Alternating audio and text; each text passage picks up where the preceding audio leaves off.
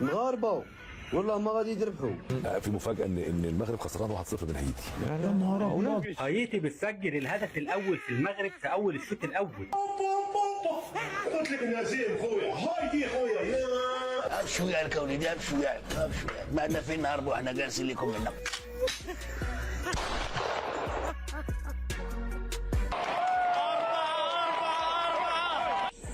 ريمونتادا يا جماعه، قسما بالله ريمونتادا للمغرب. باش تعرفوا واحد القضيه، باش نكونوا فاهمين، الاغلبيه ديال هاد اللي تيبانوا دابا وشي يطبلوا لنا المغرب وهذا باغيين يطلعوا غير لي شين ديالهم لي كونت ديالهم، حيت عارفين المغاربه عزيز عليهم هاد الشيء هذا. والله مرعبين، اقسم بالله منتخب المغرب منتخب مرعب. قوم وقف على حيلك واضرب تحيه للمغرب يلي ابى انه ما يتاهل الا باحسن وافضل طريقه. يا الله كم الفخر اللي بتشعروا فيه لما تتفرج على المنتخب الرائع العظيم القوي الشرس، المنتخب الاكثر من رائع.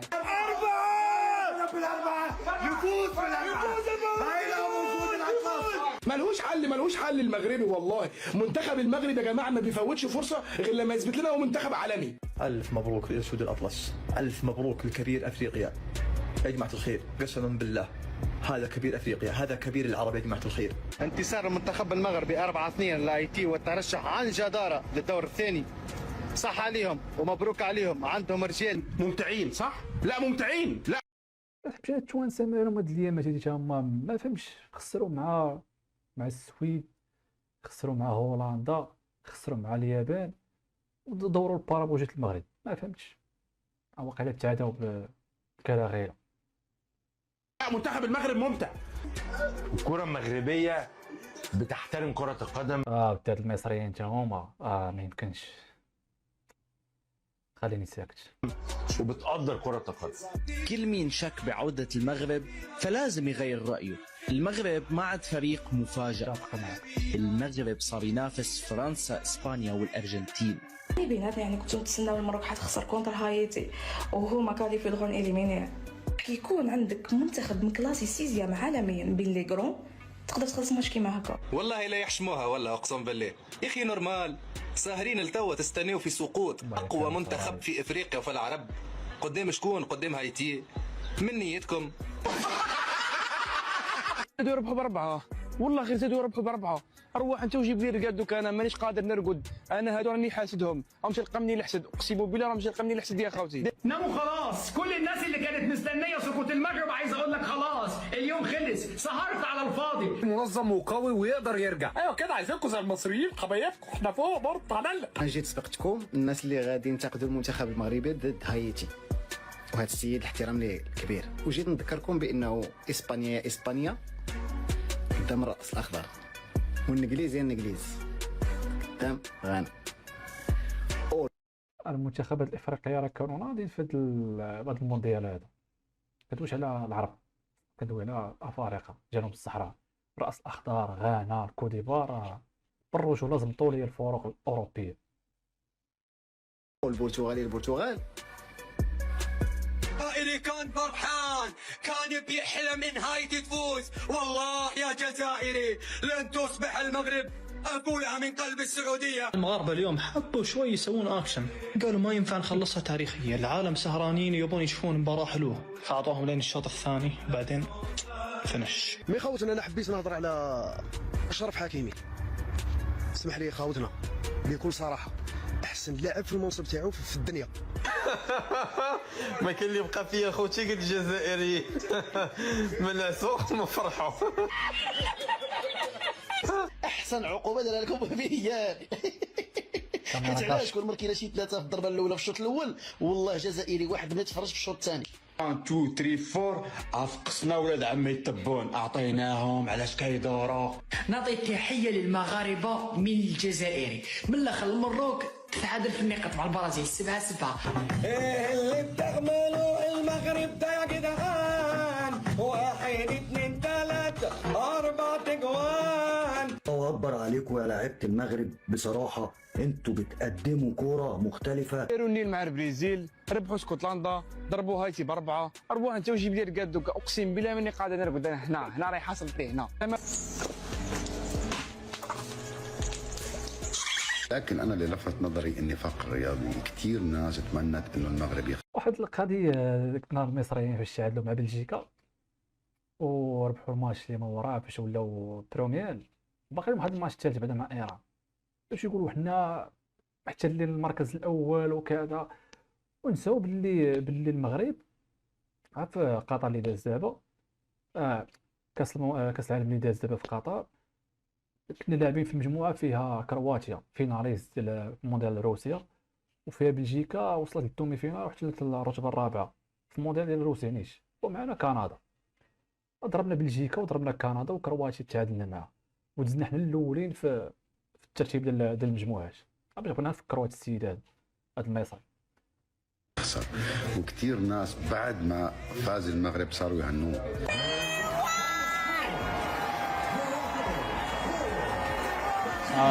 تونسية اش نقول لك، ما اعطي البونو باتساع تيسير المونديال بعد. المغرب أول منتخب عربي أفريقي يتأهل الدور 32 في مونديال 2026. تحس المغرب خلاص ما عادش يصنف مع المنتخبات العربية، يصنف مع الكبار. المنتخب المغربي عاش. يلا طاش عليك الشمع، راه من زمان حنا كنتصنفوا مع الكبار. عاشوا أبطال العرب، عاشوا الأبطال، عاشوا. أسعدتونا بأدائكم والله العظيم، مباراة ممتعة. رسميا المغرب اول المتاهلين العرب بعد اداء اكثر من رائع ضد هايتي. النجوم الثلاثه اشرف حكيمي بادواره الهجوميه وصابيري باقتناع. لكن بالرجوع الاخوت هذاك البيت اللي ضربوا على الثاني ما يمكنش. تخيل من الهايلايت غيبان فيها المنتخب نضرب له واحد البيت من سحيريكا، ولكن هاني ماشي مشكل، فرعناهم عطيناهم ب4 جاوها ويضحكوا معنا هجرنا عليهم. ناصر الفرص وسفيان رحيمي بعد دخوله من الدكه على اخر 20 دقيقه قدموا اداء خرافي ما شاء الله. طبعا ما شاء الله بقوه المغرب يتاهل للدور القادم. فريق منظم، فريق قوي، فريق يلعب في كوره صح، مدربهم برضه قوي. كل البطولات اللي دخلت يا معلم مع المغرب اقوى لسه من الاساسيين. فمعلم انا بالنسبه لي المغرب مرشح، فريق مرشح بالراحه، فريق مرعب بمعنى الكلمه. يخرب بيتك منتخب يا المنتخب المغربي، اقسم بالله يا جماعه خير منتخب يقارع اوروبا بريمونتادا برباعيه، يخرب بيت القوه. اللي فاتوا الماتش ده فاتوا كتير، ده كان واحد من احلى الماتشات اللي انا شفتها في كاس العالم لغايه دلوقتي السنه دي. مليار مبروك للمغرب الحبيب، اسود الاطلس والعوده الكبيره في المباراه. الله عليكم يا اسود الاطلس، يا سلام عليكم، فوز كبير، فوز رائع ب4 اهداف مقابل هدفين على هايتي. المنتخب المغربي يفوز على هايتي 4-2 بالله 4 وفي كاس العالم. ألف مليون مبروك لكل الجماهير المغربية والعربية والأفريقية ولكل من يشجع المغرب في كل بلد في أنحاء العالم. لأن الصراحة بوجود الصيباري، بوجود رحيمي، بوجود لاعبين المنتخب المغربي، صراحة يعني هالعناصر تقودك لإنجازات تاريخية. المغرب مرعب، هايتي قدم مباراة العمر. أنا سميتهم خلاص برازيل العرب وافريقيا. منتخب المغرب قاعد يقدم كرة قدم نظيفة، ولا في مباراة فوتها المنتخب المغرب وما في أحد قادر يلومني. أنا قاعد تشوف كرة قدم جميلة مرجلة في الملعب، يعني الفنيات لما تجتمع مع القوة والشجاعة أنت هنا كمشجع تستمتع. أقوى المنتخبات العربية حتى الآن، أفضل الكرة بين المنتخبات. دابا المشكلة هذاك الطريق اللي غاديين فيها حنا فيها فرنسا العالمية، وبإذن الله تعالى يقدم مستوى رائع وكبير في الأدوار الإقصائية ونشوفه في المباراة النهائية ويحمل الكاس. والناس اللي بتقلل من هايتي، فهايتي منتخب محترم ومنتخب قوي، يكفي انه فاز على المنتخب النيوزيلندي اللي منتخب مصر فاز عليه ب3-1، فاز عليه ب4 أهداف مقابل لا شيء. سواها سود الاطلس سواها المغاربه، والقربان ربكم لك من سوري، قربان رب المغرب ولك والله الف مبروك لكم وتستاهلون ونفتخر بيكم. قدر يكسب منتخب هايتي بنتيجه كبيره، والنتيجه دي نتيجه خادعه، لان منتخب المغرب النهارده كان ممكن يعمل ريكورد تاريخي يوصل لل6 ويوصل لل7. كانت مباراه غير شكل. ولكن يا جماعه محمد وهبي بسم الله ما شاء الله مدرب قدير جدا، مدرب ناجح جدا، مدرب عاجبني جدا. في مباراة البرازيل كلمة السر كانت أيوب بوعدي، وفي مباراة اسكتلند كلمة السر كانت نائل العناوي. اليوم أمام هايتي كلمة السر كانت سفيان رحيمي، عاد إليكم من جديد. يا سفيان ارحمنا يا سفيان. مع العين تشرفنا ومع المنتخب تشرفنا، سواء افريقي سواء عربي سواء اقوى منتخب.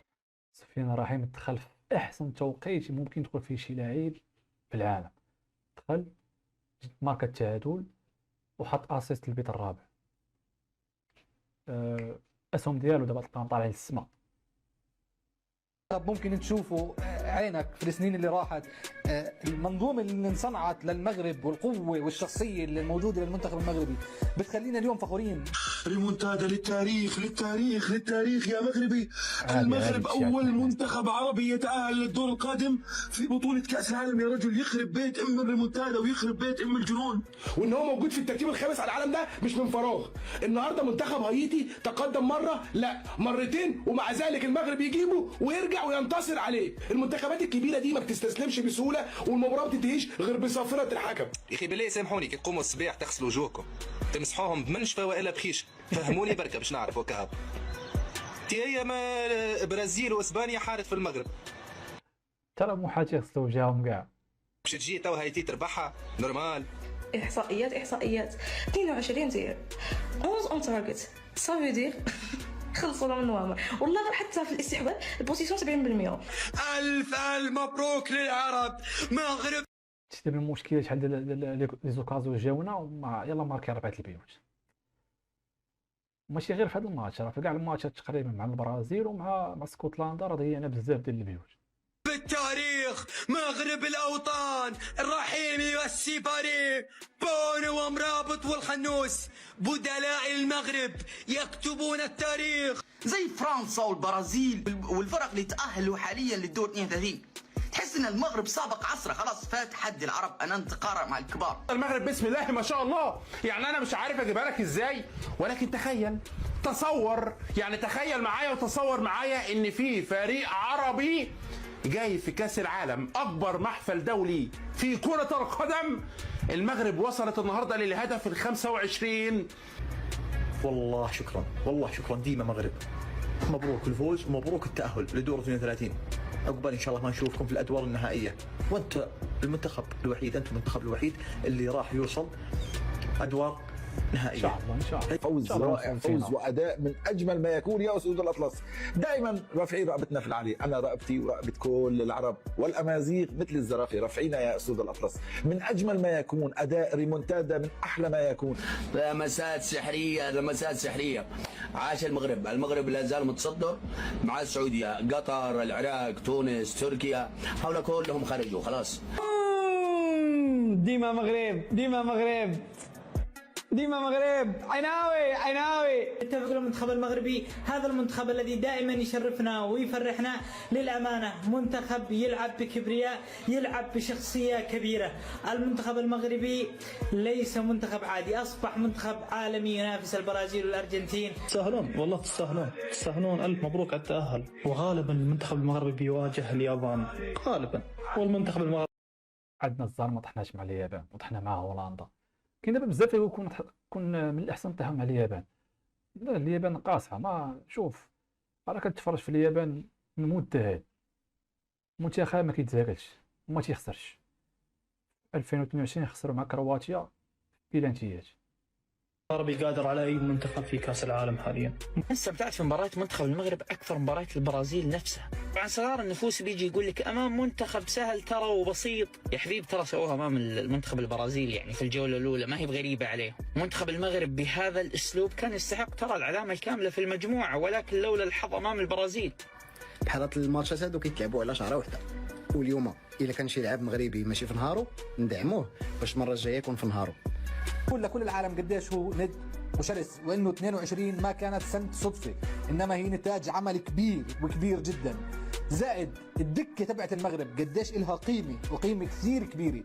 جنن جنون المغربي رسميا. سفيان رحيمي لا يرحم كأس العالم. سفيان رحيمي بالريمونتادا على هايتي دمرهم. هايتي تقدم مرتين ولكن في النهاية المغرب هو اللي فاز ب4. المروك ماركات بالديفونس بالاتاك بالميليو. بونو اليوم مارك على روحه. في نتيجة تاريخية هتقول لي ليه تاريخية؟ هقول لك فكرة ان انت توصل ل 25 هدف في كأس العالم ده رقم ايقوني. فللأمانة محظوظين أخواننا المغاربة بهذا المنتخب الكبير. شكرا للمنتخب المغربي وشكرا للمدرب الذي غير من المباراة بتغييراته الجميلة. شفنا اليوم بالدكه بحدود 3 ل 4 بدلاء وكانوا رائعين، بالاضافه لبونو، واخر لقطه من بونو كانت ختامها حفظها الله. وشعب المغرب الجميل والرائع نعشقكم عن ظهر قلب. عاشوا الابطال. بام. المغرب للدور الثاني.